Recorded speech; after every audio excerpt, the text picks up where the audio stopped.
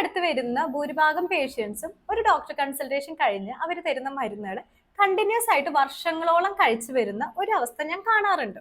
അപ്പൊ ആദ്യം നമ്മൾ മരുന്ന് കഴിക്കുമ്പോൾ സ്വാഭാവികമായിട്ട് നമുക്ക് ആ മരുന്നിന്റെ എഫക്റ്റിൽ അസുഖം കുറയും. പക്ഷേ പലപ്പോഴും ഡോക്ടേഴ്സ് പറയുന്ന സമയത്തിനുള്ളിൽ വന്നു കഴിഞ്ഞാൽ അവർ അത് ഡോസേജ് കുറയ്ക്കാൻ ശ്രമിക്കും.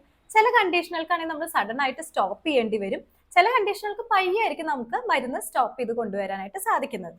പക്ഷേ ഉണ്ടാകുന്ന എന്താണെന്ന് വെച്ച് കഴിഞ്ഞാൽ ഒരാശം ഡോക്ടറെ അടുത്ത് പോയി ചോദിച്ചു, മരുന്ന് കിട്ടി, അതിനുശേഷം ആ മരുന്ന് വർഷങ്ങളോളം കണ്ടിന്യൂസ് ആയിട്ട് കഴിക്കേണ്ട ആവശ്യം ഇല്ല. അപ്പൊ ആ ഒരു കാര്യമാണ് ഇന്ന് ഞാൻ പറയാനായിട്ട് ശ്രമിക്കുന്നത്. അമിതമായാൽ അമൃതും വിഷാണ്. അത് ഏത് മരുന്നാണെങ്കിലും അങ്ങനെ തന്നെയാണ്. അതുപോലെ തന്നെ ചില കണ്ടീഷനുകൾക്ക് ഡോക്ടേഴ്സ് തന്നെ പറയും, ഈ ഒരു കണ്ടീഷന് ജീവിതകാലം മൊത്തം നമ്മൾ മരുന്ന് കഴിക്കേണ്ട സാഹചര്യമാണെങ്കിൽ അത് കഴിച്ചിരിക്കണം. ഡോക്ടർ പറയുന്ന ആ ഒരു കാലാവധി വരെ മരുന്ന് കഴിക്കുക, പിന്നീട് ഡോക്ടർ പറയുന്നതിനനുസരിച്ച് മാത്രം ചെയ്യുക.